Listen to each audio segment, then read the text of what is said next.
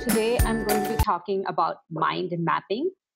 Um, I can't really see a show of hands here, but maybe you can just shout out. I was curious as to how many of you had heard of mind mapping before.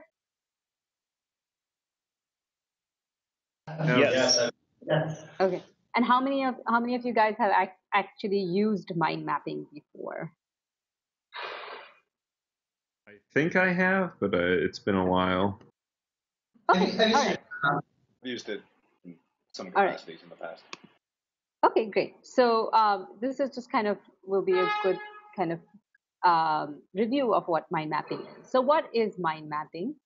Mind mapping is a proper definition would be a graphical representation of ideas and concepts. It's a tool that allows you to lay everything out on a single sheet of paper or a single screen, and it lets you analyze, synthesize, recall, and generate ideas. So it's used for brainstorming, it's used for problem solving. It engages the brain both the analytical in the analytic capacity as well as the artistic capacity. Analytic in terms of laying out and logically sort of putting your ideas down, and artistic because you are really linking ideas together. And you'll see some of that in a bit. And it has a long history in learning, memory, visualization. So who started mind mapping? So that's Tony Buzman there. And he is a psychology author and TV personality. He had this TV series, Use Your Head, which is where he advocated mind mapping. And here we have a link to his website. If we click on it, it'll take you to his site. But going back to our mind map here. So how do we mind map? So this is according to Tony Buzman's website. You will start with the center idea, and that's the point from where all your ideas spread out. So this is our center idea here. He suggests using an image for the main idea, mainly because an image is worth 1,000 words. I didn't quite do that because I felt a mind map inside a mind map might get more confusing. You can add color. Color is stimulating and it excites the brain. It helps with memory. You connect. So when you have your main topics are all connected to your central point, and then you can connect subtopics via a branch like we have here. So you can develop subtopics and more subtopics as you go along. He suggests using curved branches, again, because lines are boring to the brain.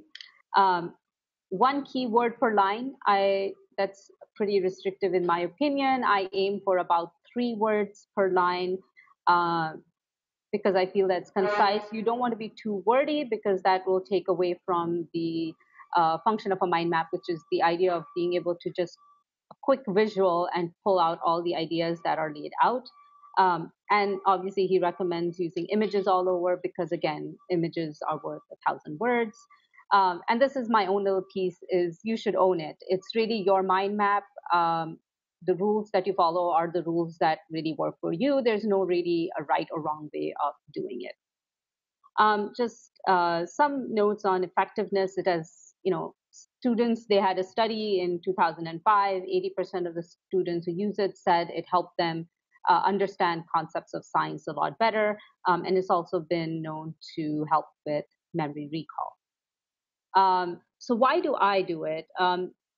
I really like the idea that it's not a linear layout of ideas. It really helps me connect ideas together. So say if I'm saying, okay, why do I do it? And I say I like the colors, I can actually connect these 2 ideas. And I have a visual link, and I can just make this a little cleaner as you go along. But what I like about it is it lets you group your ideas into separate topics, but then also connect sub ideas together.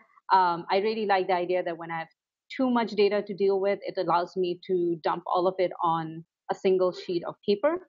And like I said, you can also link ideas. Now you could do this on paper, you could do it electronic. With paper, some people prefer the tactical feel. They feel that the paper actually physically writing down helps with memorization. I also like that paper is a little bit more flexible in terms of adding images and doodling on it, which again helps with developing ideas and being creative.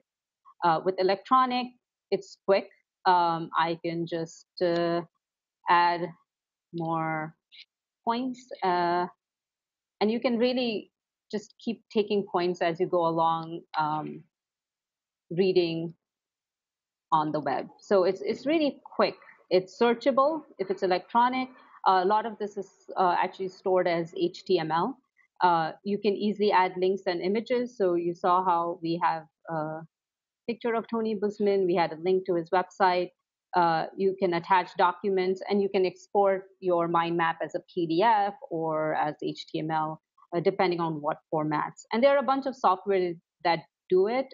These are a few that I came across. FreeMind is one that I've used in the past on a PC. And when I was looking for it on the Mac, I came across FreePlane, which is what I'm using here, which is similar, but apparently it's more active development going on, and they have add-ons, etc., which I've yet to try out. Xmind is another popular one. Coggle is one that Josh actually suggested, and I looked at it, and I really liked it. But the issue I had with that was it was online and public. So when I'm doing my mind map, especially since I'm doing work content, I prefer it to be something that I can keep on my own machine, and that's completely private. And so where can you use mind maps? You can really use mind maps for anything. You can use it to hash out a project. You can use it to plan a holiday, map out your career goals, or even map out your life. And if that's something, that's a pretty big topic on its own. But there are a lot of videos out there as well if you want to learn how to map out your life using mind mapping. And so that's all my topics with mind mapping for today.